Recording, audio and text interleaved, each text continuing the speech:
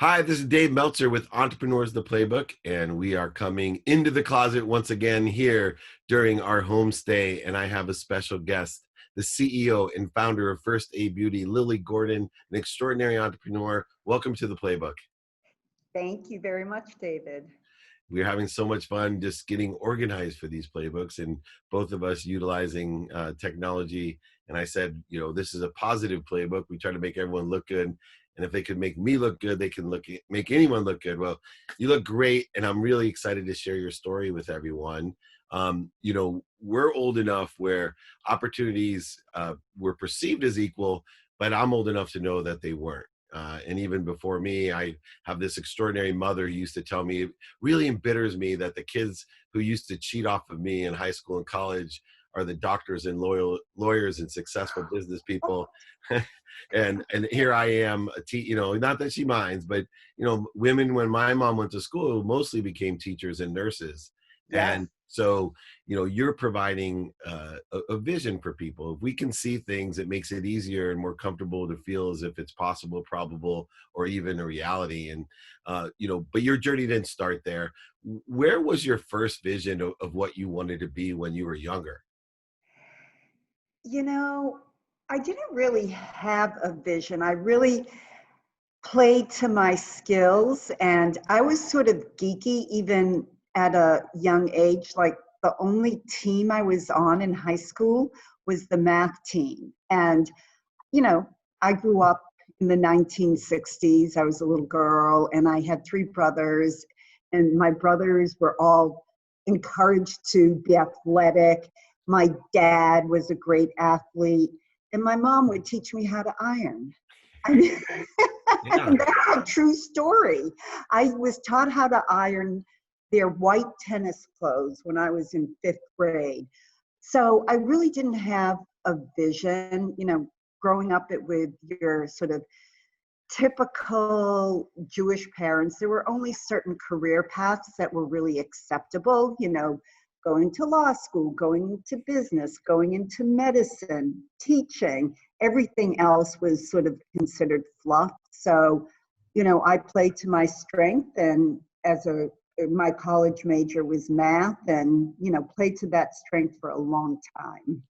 And it's interesting because I love math, and I apply it to the universe. I apply it to business. I apply it right now, and I tell people all the time, it's easy. It's just math. And I think financial literacy, all types of issues as we are moving forward today, really rely on the math. I believe the universe is technology, so math is super important to me. How has math been a superpower for you throughout your career, building up companies as an executive and as a philanthropist?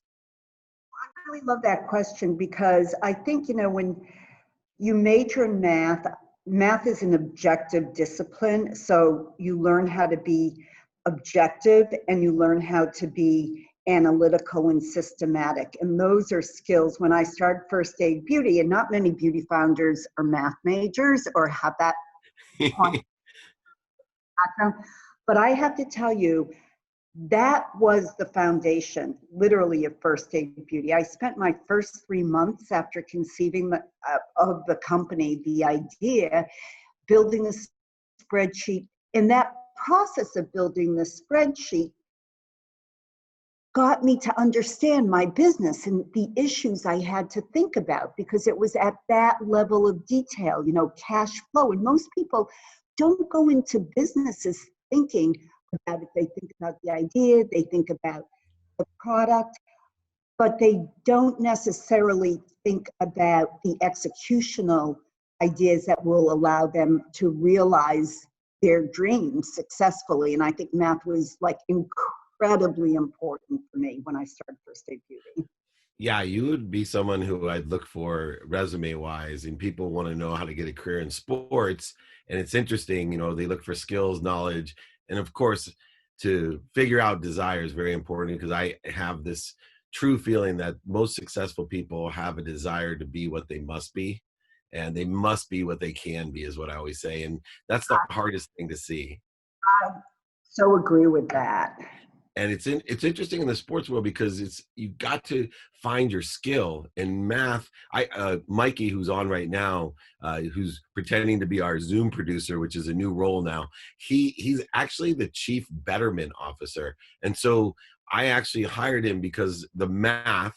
If I could increase and make every employee better, every office station better, every bathroom better, that the margins that are created, the math of it made complete sense that to hire a chief betterment officer was one of the best investments that I could make. It, Oh. and then math wise, I actually, and his title isn't this, but I have kind of a math expert that their entire job is to find the math in everything, to find the margins in everything so that I understand cash flow. And I can't tell you right now, culture and cash flow. So Mikey and this other gentleman are the two most important employees that I have right now because it's culture and cash. What other skills have you learned to be most valuable in building First Aid Beauty? Well, a few of the other skills I've learned is obviously hiring the right people, understanding what people you need to do what functions, and finding the right people. When you're a small business, just, you know, every employee has to carry their weight. It's not like you're a huge conglomerate with hundreds of thousands of employees and a normal curve. Speaking of math, some will be great, some will be fine, and some won't be so good. To have a normal curve when you're starting a company, everybody's budget has to be great. And you know, I think I did a really good job at creating this incredible managerial foundation, and recognizing what I need and choosing the people who could support that need at a level of excellence that I could not even have hoped for. And hiring is such a critical issue. It's such a critical issue moving forward. And today is, we've just accelerated what was going to be over 50% of the employees in America by 2020 were going to be freelancers. I think now that's been accelerated, finding the right skills and where to put them. But one of the things I found most difficult in being a small business owner and growing a business, because it's so personal when you're small, is firing. What is your philosophy about firing people? We haven't fired very many people. It's something that's very, very unpleasant to do, but sometimes you have to fire people. Like, for example, the designer who took our future product launches and published one of them in her Instagram account. You know, this is proprietary information. I didn't feel badly firing her. The people who are hard to fire are the people who work hard. Their heart is in the right place. They want to do a good job, but they don't have the skill set to perform their job. And that's heartbreaking. Yeah, but yet accountability comes into play with all great leaders that when I have to do that, when there's someone that just isn't in the right role, I take full accountability and try to explain that to the person that, I truly see it as my failure. And I can see it in your face that you see it as your failure when you put something, well, yeah. Um, as well, right now, mindset is so important. You have such great, abundant, philanthropic mindset. I have read about your charitable endeavors that you are still pursuing, but I find that most people have a certain mindset that has served them well. Can you describe to us, what that mindset is that has gotten you to where you are, and also how you're using that mindset to get you through these uncertain times as well? I think it's a mindset of positivity. I'm 60, almost 66 years old, and I didn't Don't start look my at it. The beauty's working. I started my company in 2008 and launched in 2010. So I really, really took a huge risk because I was in my 50s and, I was thinking if this doesn't work out for me, who's going to hire, some failed beauty entrepreneur? So It Sounds was like a good reality show. very, I've brought to in different mindsets, okay? You have to believe, you have to have blind faith in what you're doing when you start your own company. You almost, it it has to become an obsession, and you really, really, really have to embrace it wholeheartedly. And I think that faith was the mindset that I had for a number of years. You also have to have positivity. This will succeed. I believe in this venture, and I believe this venture will succeed. And then, for me, more recently, especially since I sold my business and the people who helped me start my business were so integral to bringing me to this place. So it's really a time that I can share, what I've gained from starting the company. So I'd say, faith, then success and believing, the idea, believing in the idea, and then really being grateful, for what the world brought to me. Because I do feel like First Aid Beauty was a calling, and that people from various parts of my life, way before I was ever in the beauty world, came and helped me, became my investors. People I never met and was, just meeting while I was trying to sort this all out were helping me. I feel like everybody came together and helped me, and that it was something that I was meant to do. Yeah, and it is a calling. And the interesting thing about entrepreneurs that most people don't know, because we glamorize the young entrepreneur, is that most successful entrepreneurs are 35 to 55 when they start their business. And I think one of the key components of why that age group is so successful, even though it's kind of intuitive that a 50-year-old can start a business or a 55-year-old, but it's really that humbleness that we know what we don't know and we ask for help. How important is mentorship in your success, and how are you giving that back now? Oh, great question. So yes, I had a couple of people. I had this incredible woman who had a small venture fund and actually went on to become the head of the Small Business Administration in the Obama administration. And she she supported me. She was an investor, but she also, was a sounding board for my ideas. I had a great friend in the industry who was a sounding board for the ideas.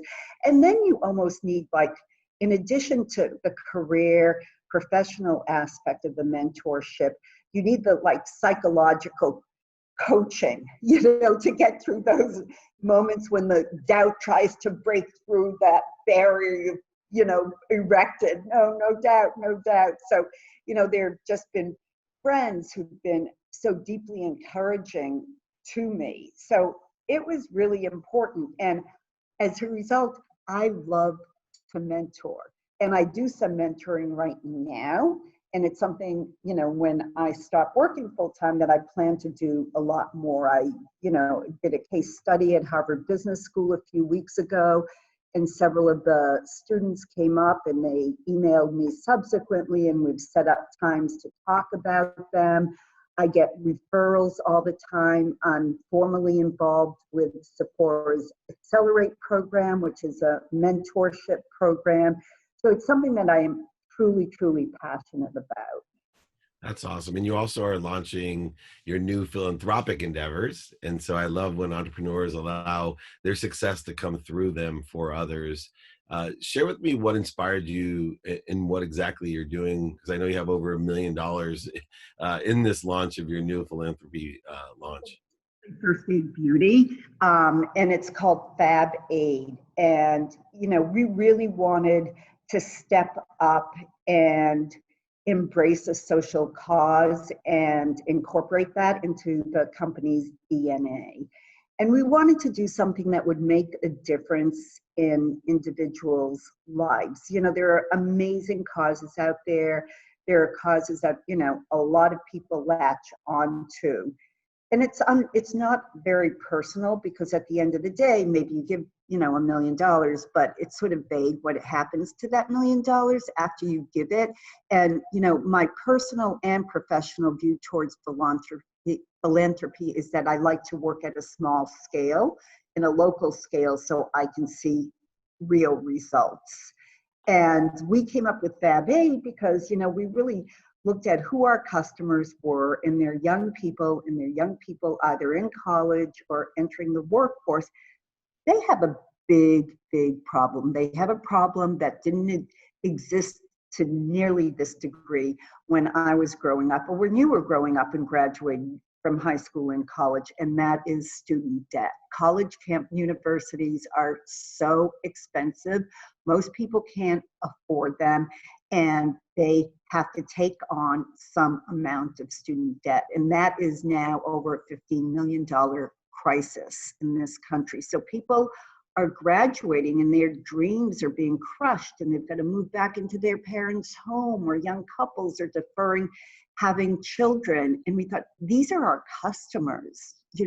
This is an opportunity for First Aid Beauty as a brand, and I really hope others follow suit, whether in the beauty industry or any other industry, to help these young people. So we committed $1 million to this initiative.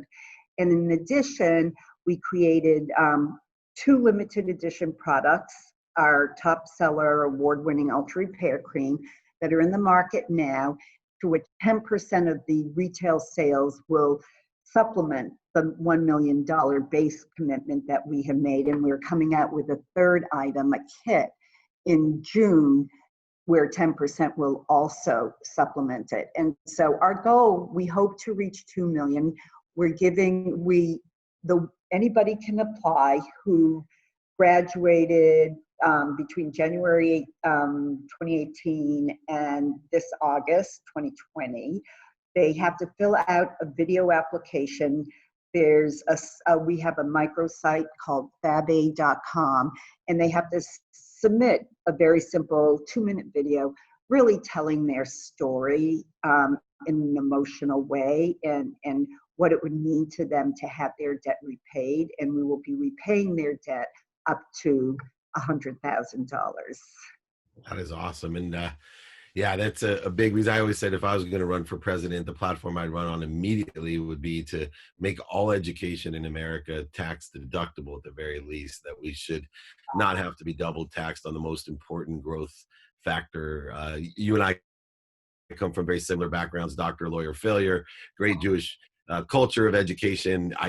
My mom, my favorite line, by the way, is ever, if you think education is expensive, try ignorance. Which leads me to my very last question.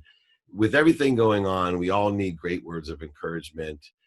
Is there, a one-liner, a saying, or a piece of advice that can encourage all of these small business owners during a very uncertain time? Wow, that's your toughest question. Sorry. It's going to get better, and it's going to get better in the next few weeks. And even if you have a business that fails, which I certainly hope you haven't, we're going through this for a reason, and we're going to come out the other side of it as stronger people. So in our next business ventures, we'll be stronger, more committed, and in 10 years we'll say, gee, you know what? That actually led to something positive. And I hope that's something a lot of us can look back and say, and hold that hope in our minds as we go through this crisis. I agree. I've been blessed with losing everything in 2008. And I can tell you, it is one of the best things that happened to me. I've learned to smile through struggle and learn the lessons, love, and build the strength necessary now to help other people and be here as a big foundation, to be here with people like you as well. So Lilli Gordon, founder and CEO of First Aid Beauty, I appreciate you coming on and sharing your playbook to success. Thank you so much. Thank you so much, David. Have a great day. You too. This is Dave Meltzer with Entrepreneurs, the Playbook.